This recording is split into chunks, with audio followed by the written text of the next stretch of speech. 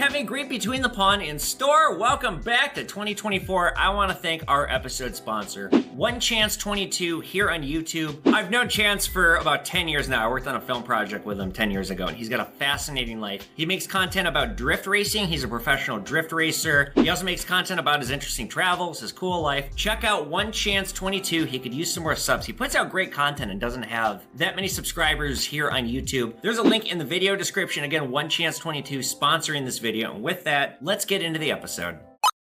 I have a few coins. Okay, let's look. I got this coin and I need help with this coin. This is my baby. Let's see this. Oh my god, you got a double die. I've never seen one. How much you want? Wow, I have never seen one. Cool. Okay. Wow. It takes a lot to excite me. And this is one. This is exciting. Yeah, I've never seen one. Good. How long you had it? About a year. This is one of the most famous errors ever. That's a 1955 double die penny. This would be probably extra fine if I had to guess. Let's see what it weighs. 3.1 grams. So honestly, I probably wouldn't want to buy it because I think it's real, but I don't want to take a chance. You would have to send this in. If you want, I will send it in for you. And if it's real, then I can make an offer on it. Or you can just take it back and then you know that it's real. But yeah, with a coin like this, I think this is real. It weighs right, the thickness is right, it looks right. Let's see what Beach City Coin says. I got a friend in Oregon who might be able to tell me. All right, why don't you show me what else you got? Gotta get two of them?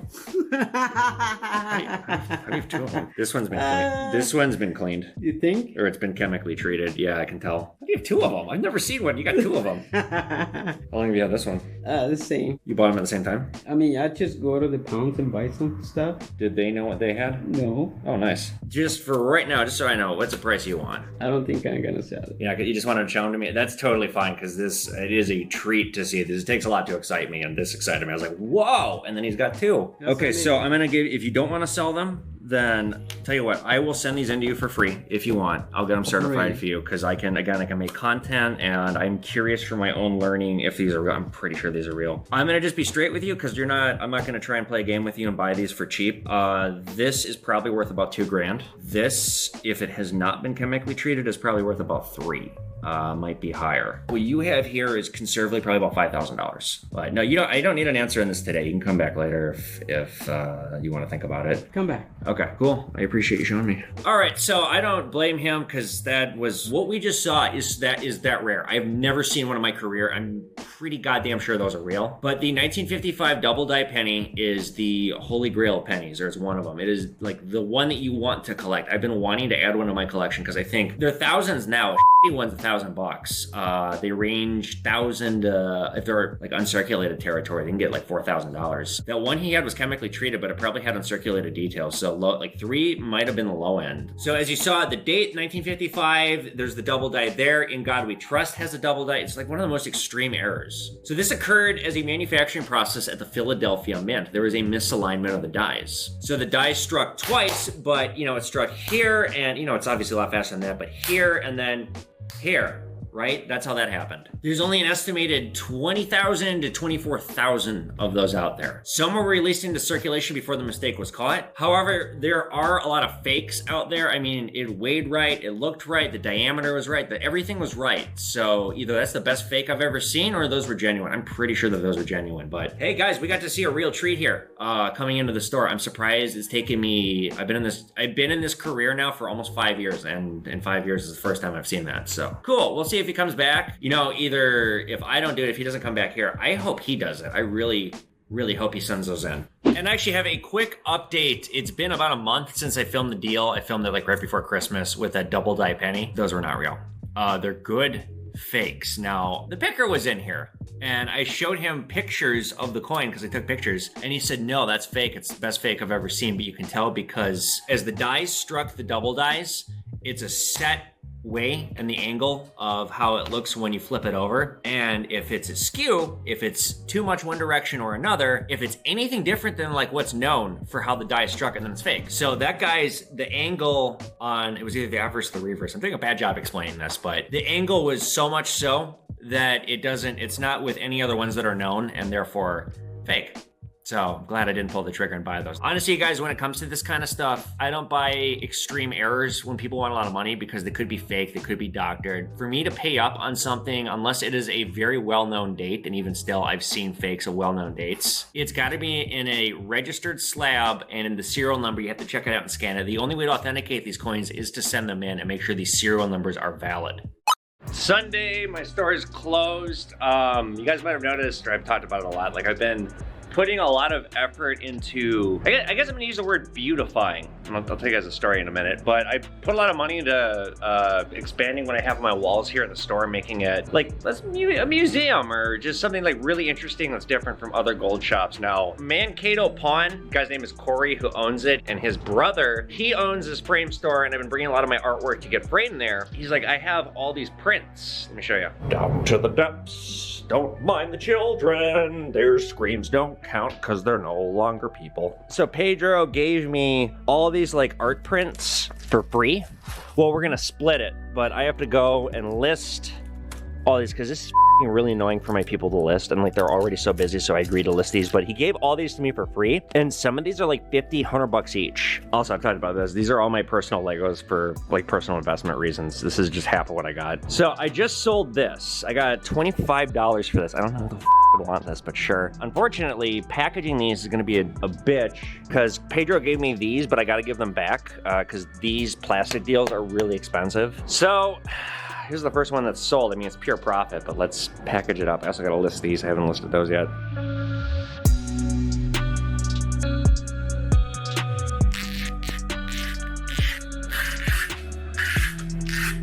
All right, that honestly took too much time, but I'm finally done. This chatbot a morbid question. How many people were born on my birthday and how many are still alive? I randomly thought of this last night when I was trying to fall asleep. And I tried to think about it in my head. I thought, oh, wait a minute, I'll just ask the machine. 349,000 were born worldwide that day, roughly 90%. So roughly myself and 325,000 other people. Cool, all right, thank you. All right, this just came to my attention. So if you guys see somebody stealing my content, report them. That's like all you can do. In this case, this guy is doing something pretty egregious, and if you guys saw my end of the year recap, don't do this. I will come after you, and I will be successful. It is actually pretty easy to sue somebody. So this guy is stealing my content. It looks like he's selling scam coins.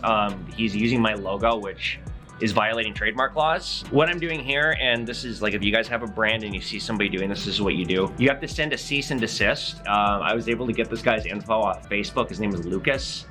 So I wrote, "Hi Lucas, come to our attention. You're stealing my content," and I give him the serial numbers. "You have until tomorrow to remove it. All likeness, voice, other content, or I'm gonna be coming after you." And that's my official warning. He has till tomorrow to comply. So hopefully he does, because I have all of his info thanks to Facebook. I'm pretty sure this is a real person. If it's not, I can just petition Facebook to give me his info once I have court documents in front of me.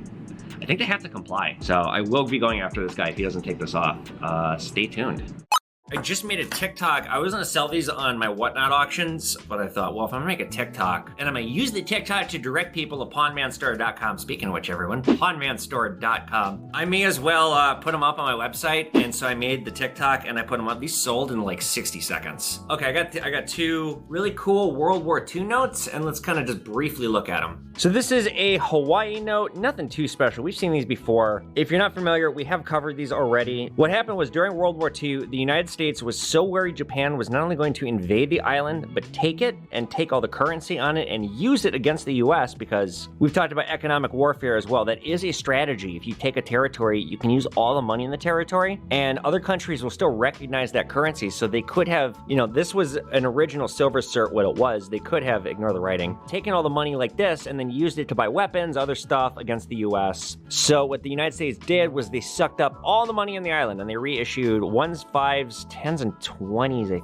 think. I don't think they went higher than 20. So they stamped Hawaii on it, and that was so if Japan had done that, which obviously they didn't, but if they had, the United States could have simply canceled all the Hawaii notes and they would have been worthless. Now this one is historically, I think, more interesting. This is something I see maybe once a year. Soldiers would write their name and they'd write their travels, and they'd either pass it around the unit or they just keep it themselves. Here we see 4 different names. So this soldier probably started in Kansas and then they went around to these states for training. They moved around the U.S. quite a lot. On the back here, we see Corporal Herbert H. Wilkie. And actually, I believe one of these battles that he was in, I believe the anniversary just took place, but he was in all over the place here. And then Sergeant Norman H. Hyder also signed this note too. So this is a cool piece of history. Okay, one more thing too, while it's sitting here on my desk, I bought some, so when I do my whatnot auctions, when they're done, you can create a raid, meaning you take everybody in your auction instead of just ending the auction. You go to a different auction, you can pick any other auction, and you bring all your followers in with it. And because usually I have like a ton of people, I've been trying to hit like smaller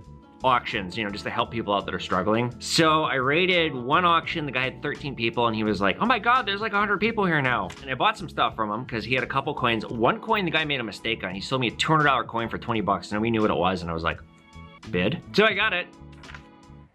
But they sent me a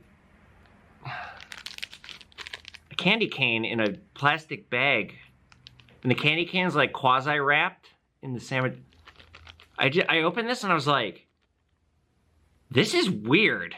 I appreciate it, but like, I'm surely you realize I'm not gonna eat a random candy cane that's like half open in a sandwich bag.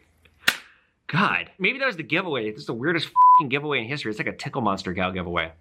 Once again, you guys, I want to thank our episode sponsor, One Chance 22, here on YouTube. There's a link in the video description. I know Chance personally. He makes great content. He's a professional drift racer, an athlete. He does all kinds of really cool stuff. Check out his channel, One Chance 22. There is a link in the video description. With that, guys, what's going on? We're between the pond. We are back for 2024. I'm Evan. This is my gold and silver business. We're talking about, I guess how my break has been. It's been about a month since I've filmed one of these. I always take a little time off, like at the end of the year, just like as a mental recap. What I end up doing is just filming a ton of back content, and I don't really take a break because I kind of don't know how to do that. But it's a nice idea on paper. So we're going to talk about what's been going on since I've left. First thing to get into, I always talk about pawnmaster.com. It's my website, my official website. Is not only the easiest way to buy from me. Between that, Whatnot, and eBay, pretty much the only way to buy from me. I have a new policy I'm going to be putting forward. I'm going to sound like a brat, but time is my biggest thing here. I don't have time to bend over backwards to accommodate people. And it's, you know, I always talk about customer service and giving good customer service, but in this, like, I got to draw a line because there's people that are being really difficult and I'd love to have their business. But the fact is, I created a website to streamline everything because I am so bombarded with messages every day. Like, I can't cater to specific stuff. If you're looking for stuff that I have, it's either on pawnmanstore.com,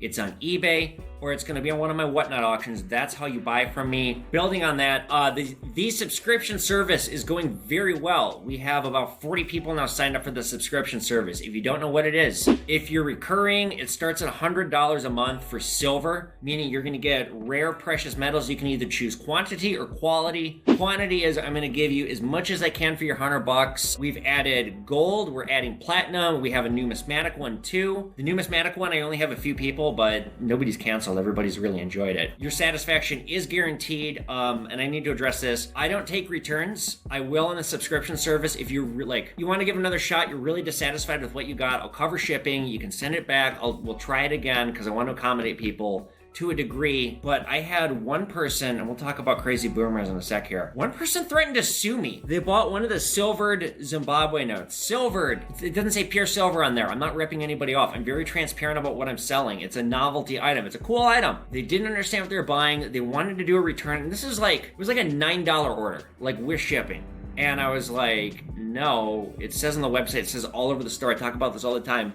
All sales final. Again, subscription service, I'll make the exception. But this guy went nuts. He sent me this novel of an email about how he knows all these people in the Justice Department and he's gonna sue me and I'm gonna rue the day that I scammed him. Oh my God. My apprentice was talking to him and he put the phone and goes, Evan, this guy's threatening to sue us. I go, hang up. Just read the policies, everything you need to know. It's transparent on the website. Yeah, I have started learning Mandarin.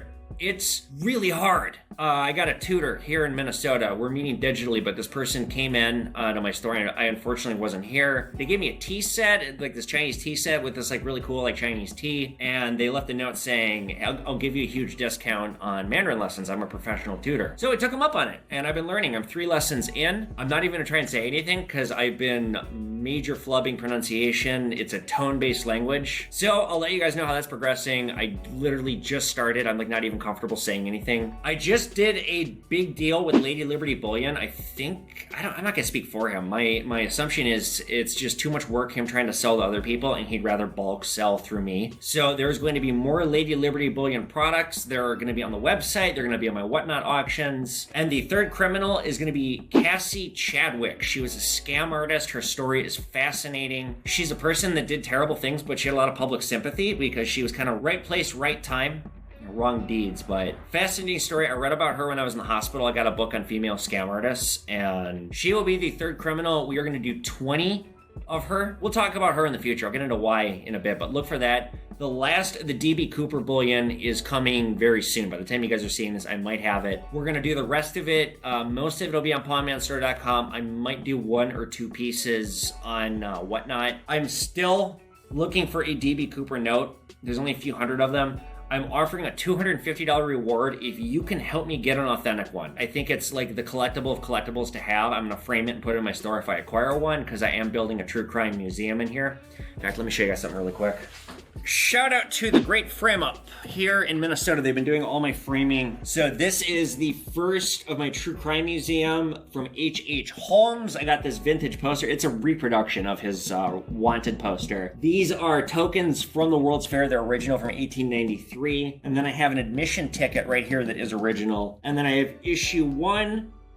Issue 34, like I said, I'm keeping the first and last of every series, and then I have the original mold. So I actually don't know where to hang this because I'm running out of space in my shop. This is what I'm building. So if I get a DB Cooper note, it'll be the showcase item, and then I'll have the molds. Maybe I'll get one of these wanted posters for all the criminals because they all seem to have them. So this is super cool. I just need to figure out where I'm going to put it. Okay, and the last thing that I want to talk about, and I was going to not talk about this, but I actually, for my safety, want to document that this is going on, because I went from this is funny to this guy's insane, and I'm like pretty concerned. Update on the what I deem to be fake 9/11 coin. Now, if you guys didn't see the last video, there's a seller online on eBay, and they have a September 11th recovery coin. Now, we've talked about them before. I collect them personally. So I look for these, and I've been building, like I said, quite a collection. But we discovered this coin, and the guy is charging a very specific, egregious amount of money, claiming that the coin has fire damage and is one of 20 known. And, you know, I'm looking at this thing like, yeah, if you have a collection, this is the item to have. But I simply asked the person,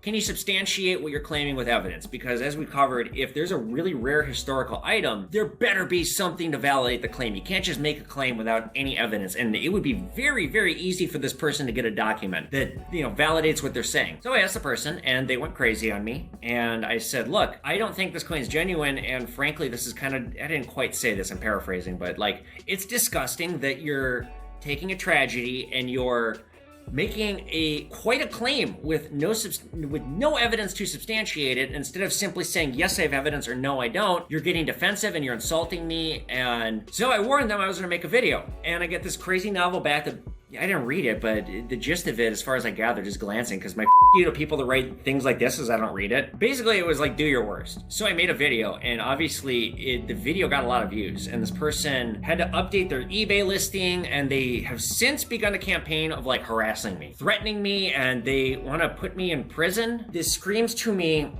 and I've dealt with this before, boomer that overassumes their age equals power, and that they can do things to younger people because they don't take them seriously, and they think that they're invincible because they're older and they're semi-successful. So this person is on notice. I've given them a warning to leave me the alone and to drop this. I've made no communication with them outside of the video. I was going to keep making more videos and giving more updates because of how crazy this has gotten.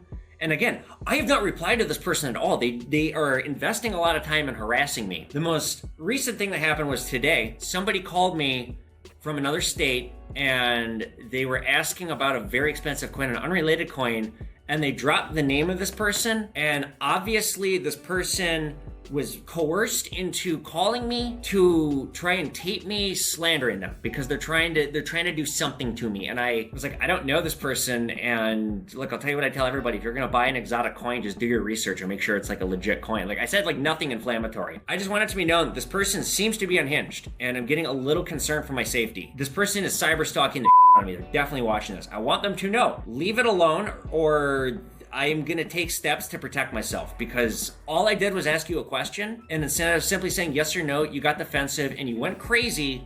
And I told you I make videos about people that run what I view to be illegitimate coin activities. It gives the coin community a bad name. And this person, instead of just simply being courteous with me and giving me customer service, and again, just answering my question, do you have documentation, yes or no?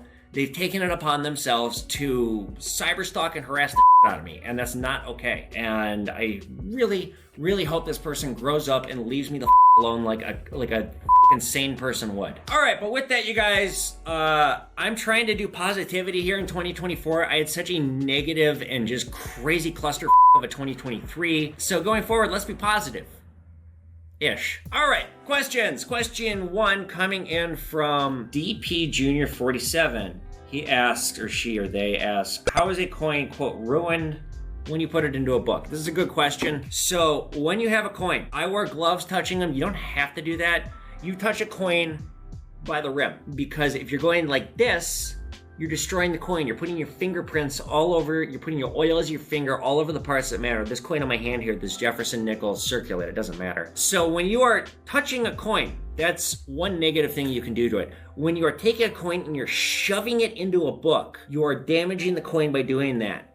The reeds, the rim, the sides, all that is rubbing up against the cardboard, which, you know, when they grade coins, they look at them under a 70 times magnifying microscope, sometimes higher. So they can see all that, and that'll damage the coin. Once it's in that book, it's got another page flopping on it. It's got, and in this case, it can help. It has the chemicals from the book, whatever's on that book, impressing upon the coin. Now, it can tone it, but it can also damage it too if there's something corrosive, or, you know, maybe you spilled something on the book once upon a time, or somebody else did. You get it, you don't see the stain, you put the coin in there, whatever the was on that stain is going on the coin. So you're shoving a coin in a book, you're putting your fingers all over it, you're rubbing it up against cardboard, and when you want to take that coin out, if you ever want to have it graded, you have to pop it back out, which further damages it. So it's simply damaging a coin. Good question, though. Question 2 coming in from Sir Buddysworth. Sir Buddysworth says, what item have you bought that really surprised you in some way? I can think of 2. A item that surprised me negatively was that 1863 Winchester rifle that I bought a while ago. I paid $1,000. I got $250.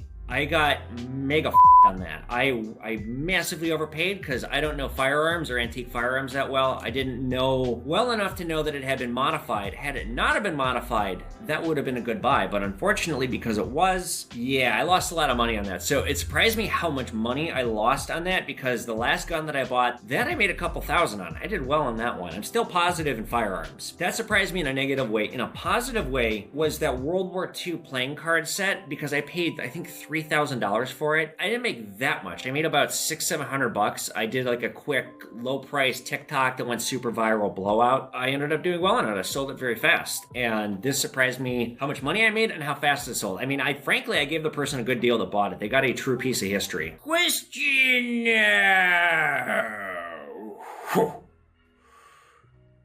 start the house out a couple nights. Wait till Christmas Eve. Dress up as Santa. Tap on the window. Little girl comes to the window. Say, I'm going to the North Pole. She says, why can't you fit down the chimney, Santa? Santa's a little full. Come on, little girl. Get her out. She says, what happened to the sleigh? Broke down. Santa bought a StarCraft. Take her back to the house. Bring her in the basement. Go through a little Dora the Explorer backpack. Take out a copy of Everybody Poops. Read it. Drop trow and say, got another banger for you, little girl. Everybody Dies. I f***ed it up. It's called Everybody Dies.